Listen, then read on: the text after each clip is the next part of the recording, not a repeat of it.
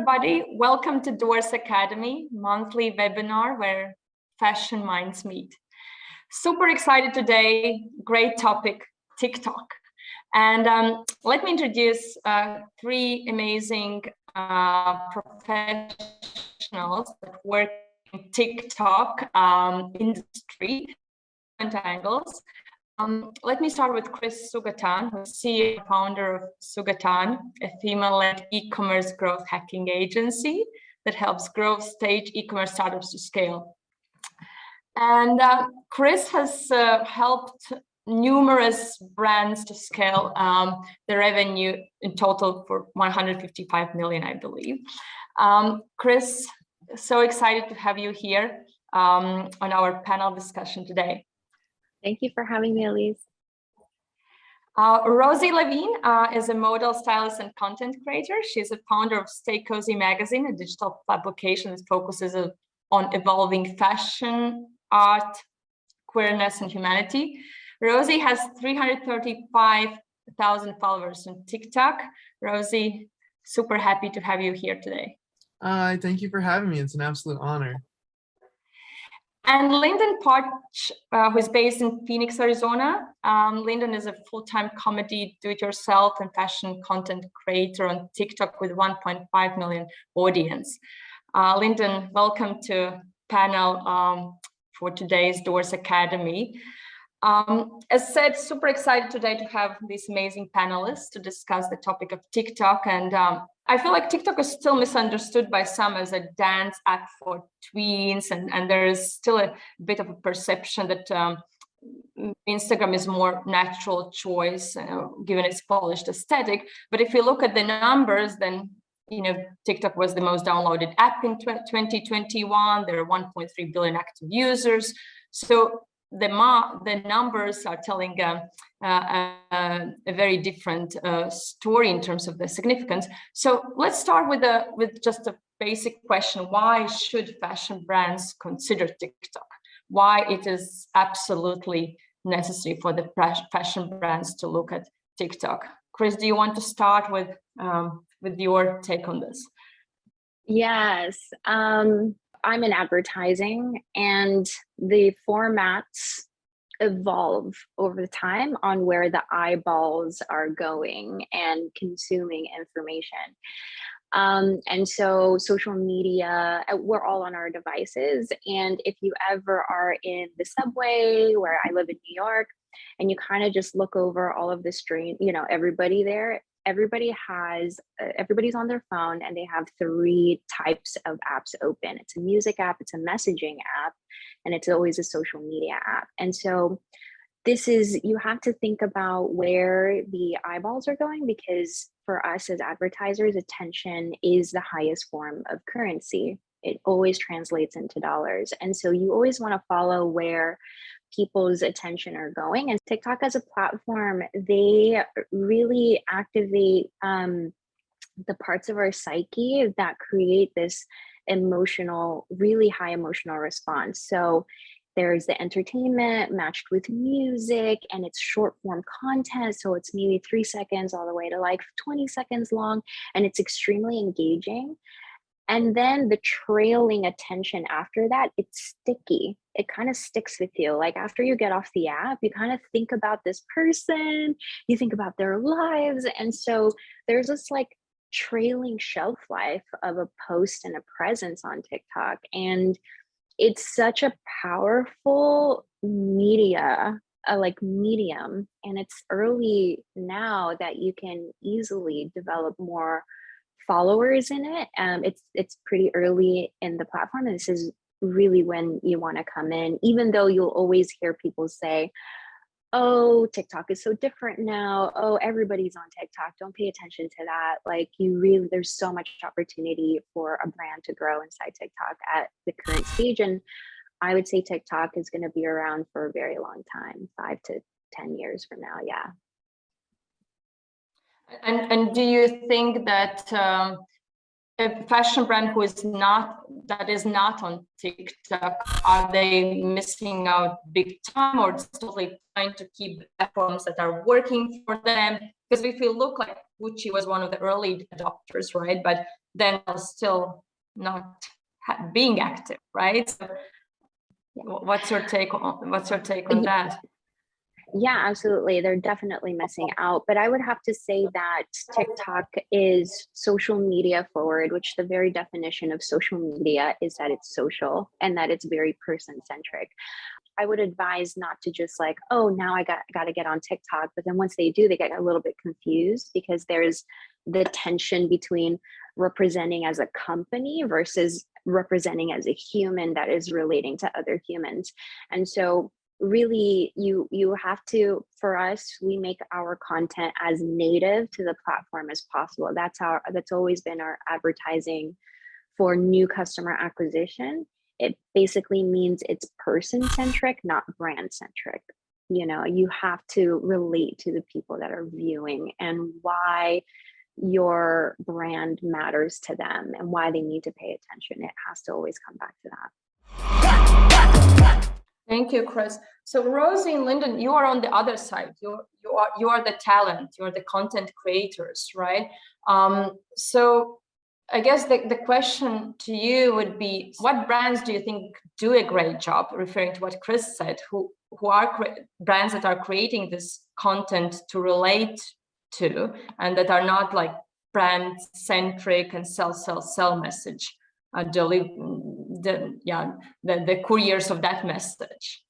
TikTok itself is a platform designed and catered to virality and growth. That's why it's become so big, is with 1.3, almost like 1.4 or 5 now, billion monthly active users. It is very, very easy to find your audience and attach yourself and attach your brand voice to this audience. There's some really good examples like ASOS, despite being, obviously this is a much larger scaled brand, but they have catered to their audience in such a non-corporate way. They post outfit inspirations, which is stuff that I do as a creator, and this big brand is doing it too, and it's frankly genius. They're posting, behind the scenes, and they're showing this insight that almost adds this touch of vulnerability and humane aspect, which is extremely important if any brand wants a social media presence, or if they want a brand voice. You have to relate. You have to kind of convince people that you are like the people watching. You have to convince this random person on the subway scrolling through their phone that you relate to them, that you are like them, that you're not just this, corporation. And there's also places like lounge underwear, which became big because of TikTok, because they just posted like funny videos. Gucci does very more short films because Gucci is very luxurious, but it shows that these are 3 completely different brands. 2 were already big, 1 wasn't. And different approaches shows that there's so many ways to get on this app as a brand, establish your voice, find your audience, and grow with that audience while also reaching outside of it and bringing in new people. And because it's catered to virality and growth, you can almost take any approach you want. And as long as you are consistent, and as long as you stick to this set approach and you don't try and delve into too many communities at once in the beginning, you almost like theoretically you are destined to grow. Whether it's slow or fast, you are destined to grow. It's a growing app. Thank you, Rozi. Thank you. Very inspiring. And I guess it's like you said, it's very motivational, especially for the small designers, to know that you can break through the noise, and that this app is actually that channel that gives it a possibility, right? Lynden, would be great to hear your thoughts on this. Yeah, so I think that TikTok is very open for discovery, and brands, people, so many people have been discovered on TikTok, and it's a very highly engaged community. And it's kind of like a recommendation system. So if someone was to post a cute activewear set and they're saying how much they like it and how well it fits, people are kind of bound to comment and say, where is that? I want that too. And I've seen a lot of clothes and products go viral just because someone's recommended it authentically. Then I guess it would be great to hear your comment on how you, Rozi and Lynden, choose the brand partnerships. Is it only the compensation, the brand name? What are the other aspects? Obviously, if it's a good match, but what does it actually mean, a good match in each of your cases? I would say that I definitely have to resonate with the brand and have actually used it before, or want to use it before I promote it, if that makes sense. Mm-hmm.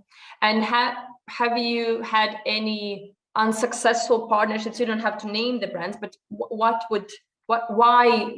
something went wrong? What would you say, and some like a lesson learned for you in terms of future brand collaborations?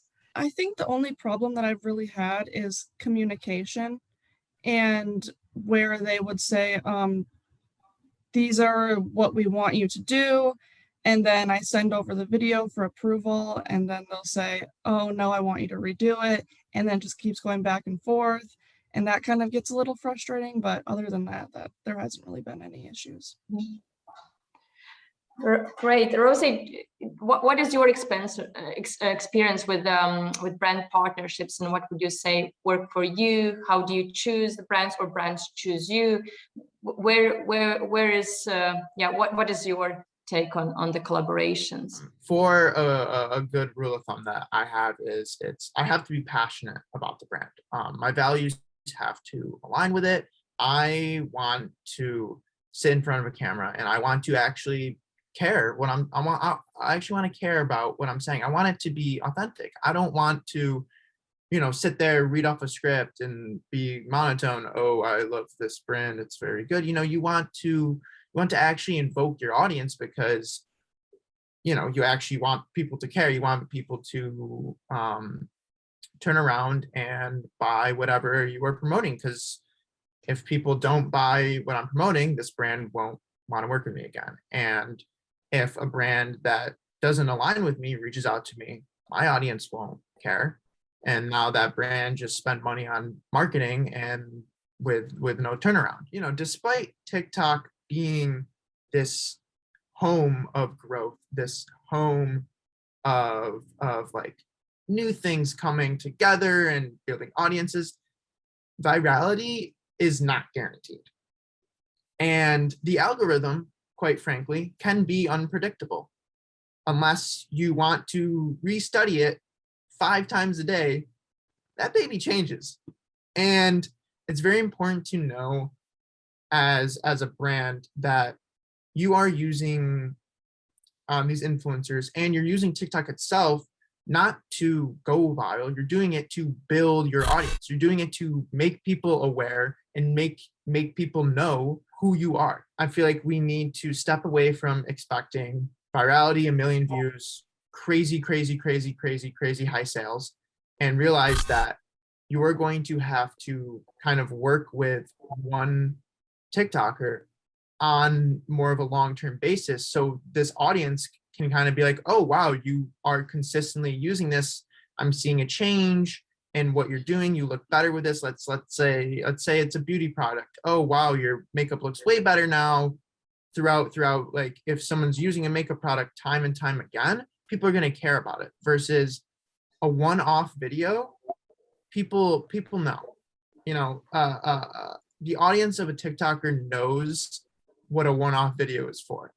It's quite obvious. People know. You see it in the comments. People are like, oh, get that bag, pay your rent, etc. And if you want to turn influencing and TikTok marketing to sales, you have to let it grow. You have to let this community build up. You have to let this influencer consistently be the face, or influencers consistently be the faces, so they can grow this niche audience within their community that they already have, so they can actually care about the brand rather than just see it once, swipe through, and then you're done.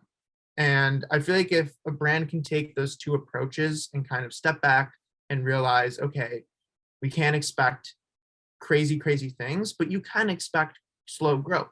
And it's just a matter of patience and respect for influencers, for TikTokers, and TikTok, the platform itself. Thank you, Rosie. You touched upon two very important points. So I think that the realistic expectations, that's really something to keep in mind when launching new partnerships from both sides. And yeah, while everybody dreams about going viral, of course, marketing 101 says it can't be your strategy, right? So create a good content and push the content, obviously, but you can't count on that going viral as your main strategy. Kris, from your perspective, you work with a lot of brands, a lot of companies. So when a brand comes to you for advice in terms of partnerships, so again, you are on the other side. So what is the metrics that you look when suggesting a talent or analyzing if that's a good fit for a client? So what do you think small designers, small independent brands, fashion brands that we work with at Doors, what they should look at since they have limited budgets, limited capabilities, right? Yeah. They can't launch out a campaign with 200 TikTokers. So what are the main metrics they should look at when considering what would be a good fit for them?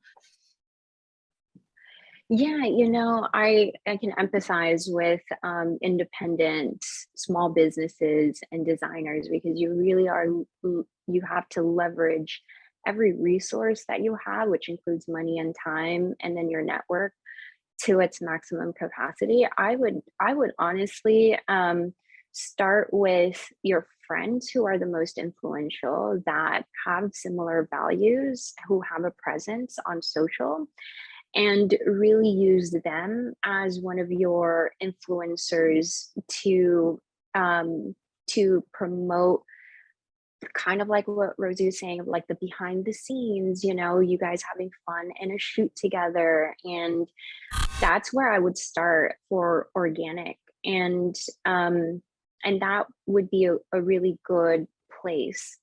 We're very technical and data driven. So we always look at so we do viral advertising, by the way, Rosie. So it's kind of like those two things don't go together, but we do viral ads. And it takes us on average about 4 months and hundreds of creatives to get to that place. And we back it by dollars. So we pay the platforms to push it. But the platforms, their biggest interest is to keep the viewers on the platforms. And so if your ad doesn't actually get engagement, they actually penalize you by really encouraging you to get your ad down. Because the way that they do that is that your ad becomes more expensive. And really, ultimately, they really want to, if the algorithm rewards engagement. And so if your ad, by pushing $1 and it gets 1,000 impressions, which basically is there's 1,000 opportunities for people to see it on their devices, and the ratio, the algorithm picks up and gets the signal that this is very engaging, they'll actually reward the advertiser by actually getting your advertising costs cheaper, because they'll give it to a broader reach. And that is a very interesting thing. And that's why we do viral advertising, because viral ads, when anything goes viral, the growth just is very exponential. And in our case, brands that we work with, you can go from 30,000 per month in revenue to easily 250,000 per month in revenue, to easily 500,000 per month in revenue. And that happens through like a 4-month trajectory. And we've done it for about 13 brands already, and it's a very difficult thing to do. We've done this for 4 years now. And from a fashion brand perspective, we work with fashion brands on social. It's really going to be honestly like images with very interesting visuals. So we worked with an French brand called AVAVAV. They had this like big ruffle dress, and it was very dramatic, and it kind of like went a little viral actually, and they jumped their sales, and then their influential piece was PR. So it doesn't have to be influencers. It could be your PR contacts. If you know any journalists that are in big publications, for example, that's the slow growth influential piece that you want to move both at the same time. And images that have just very interesting visuals. Really, that's it. That's what captures attention on Instagram, for example. If you were to push Instagram ads or Facebook ads, it just has to be visually interesting because it's the thumb stopper. Most people really make a decision in milliseconds whether they're going to move on to the next piece of content or not. So it's not about the first 3 seconds, it's about literally the first second. And so anything that is visually striking, they're going to stop there. And then you want to move their attention to the next 2 seconds, the next 3 seconds. It's really incremental attention that you're really like earning that attention. You have to think and consider it about that, because it's micro attention, really you have to perceive it that way. So yeah. Thank you, Kris. Lynden, you have 1.5 million followers. How did that happen? Was it also like an overnight success? I mean, not for 1.5, but I mean, how long have you been doing this? And yeah, when did you start? I've been doing it for, I think, like 3 years now. It definitely was not an overnight success. I mean, the first few videos I posted were me lip syncing to songs that were just trending, and I thought, oh, I'm gonna get big. No, it obviously did not happen. But the videos that actually did pick up and gain me a lot of followers was these skits that I used to do with my friends. And I don't even know how to explain them, because honestly, they're just kind of embarrassing, but people absolutely loved them because it was like a little story that you're watching. And we'd meet up like once a week, and we'd film like 5 of these skits. And then throughout the week, we would all post them, and people would get so intrigued about what our real story is, and like who's actually dating who and whatever. And then after a while, it kind of died down, and then we all kind of tried to figure out what our next move was. And that's when I tried a lot of different things. I tried DIY, I tried cooking, I tried fashion. And once you already have that niche of people that were watching just for the skits, it's kind of hard to transition into something else. And that's what my issue was. But after a while, I just kind of tried to stick to one thing, and that was fashion. And now it's kind of starting to pick back up again. But I have obviously had a drop in views, and then it would go back up, and it was kind of all over the place. Mm-hmm. So I bet there are designers watching this and very eager to experiment with TikTok and not yet there, but where to start? Or maybe they have posted one video, nothing happened, 20 likes, and okay, where do I go from there? And we talked a lot about the importance of authenticity, right? So creating your own signature. But if there would be one tip to give to a young fashion designer about to start his or her TikTok channel for the brand, what would it be? Rosie, do you want to try to give a tip? Yeah, it's kind of piggybacking off of what Lynden just said about kind of mentions the fact that once you have one niche, it is very difficult to build another. And I feel like the best tip that I could give, especially to a brand that wants to establish a voice and be memorable, is take a plan take a concept or sort of this approach to TikTok and stick with it. Do not branch out unless you already have your audience and you're branching out subtly. You will lose interest of your main set of viewers. And once you lose your engagement from your main set of viewers, the algorithm will not be very happy with you. It will not put you on the For You page nearly as much, won't boost you nearly as much. And you'll start to see that, oh, I have this many followers, but I'm only getting this many views, this many likes. And it is so important to stick with something and be consistent, because it is so easy to just start hopping on other random trends. But you really need to stick to your approach. If you want to grow your brand by being very abstract and very artistic and creative, you want to do these sort of short films and these like very memorable, visually engaging clips and videos that are like very like aesthetic. Stick to that and let that be your main sort of series, I'll call it. Have that be your main series. And if you want to, once you have like an audience that, you know, this long-term audience that is engaging with you and is turning in sales, then you can sort of branch out kind of subtly, but do not leave your main series. Kris, and on that question here, so let's say we're talking about a designer who has been on TikTok already for a year, has created a cohesive content. When is a good time to start consider paid TikTok?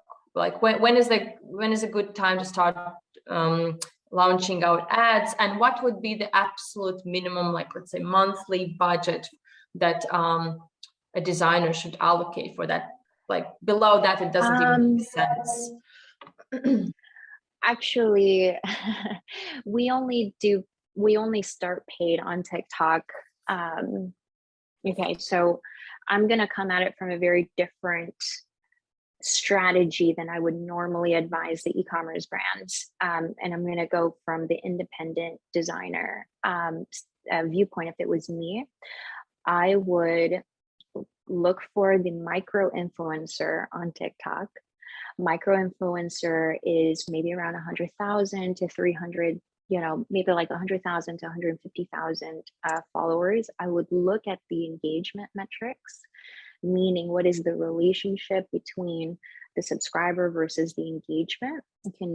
You can probably, and quality of engagement, I would look at their other platforms, because most likely if they have a TikTok, they have an Instagram, they have a YouTube. I would look at those other social media platforms to quantify quality engagement.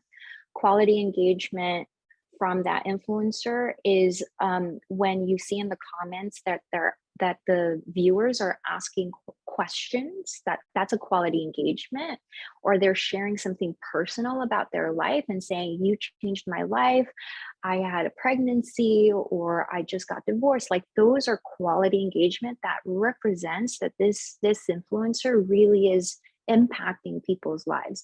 So if you see an influencer that has a lot of love this, you're so cute, you know, but then they're not asking engaging questions, or they're not sharing something personal about their life, most likely the quality of their engagement is not as high. And now the reason why I say this is because there are a lot of new content creators on TikTok that weren't content creators on Instagram or on YouTube.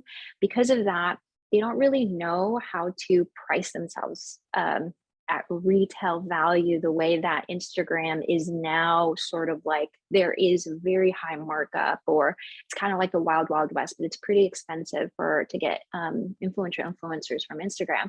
Whereas TikTok, there's a lot of new content creators. And so I would do that manual work of going onto TikTok, spend the 3 hours, it's a worthwhile investment.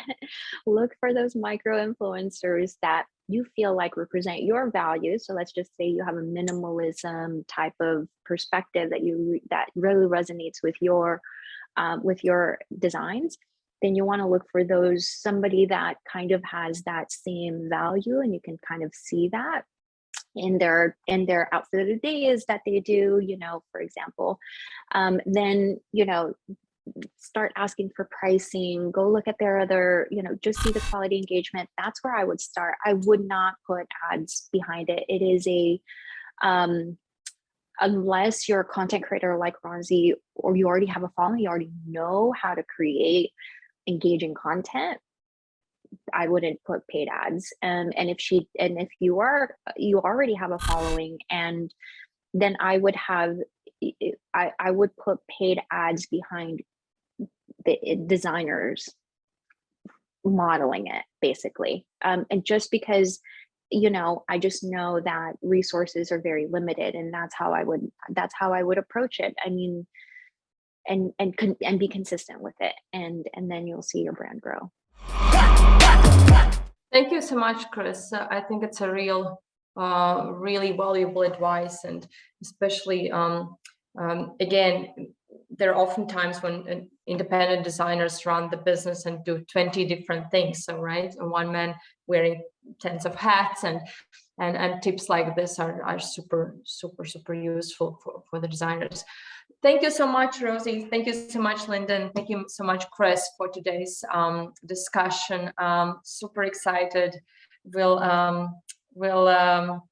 get on my TikTok and create something tonight. Yeah, thank you so much, and hope to see you in real life soon in New York. Thank you, Alise. Bye-bye. Thank you. Bye.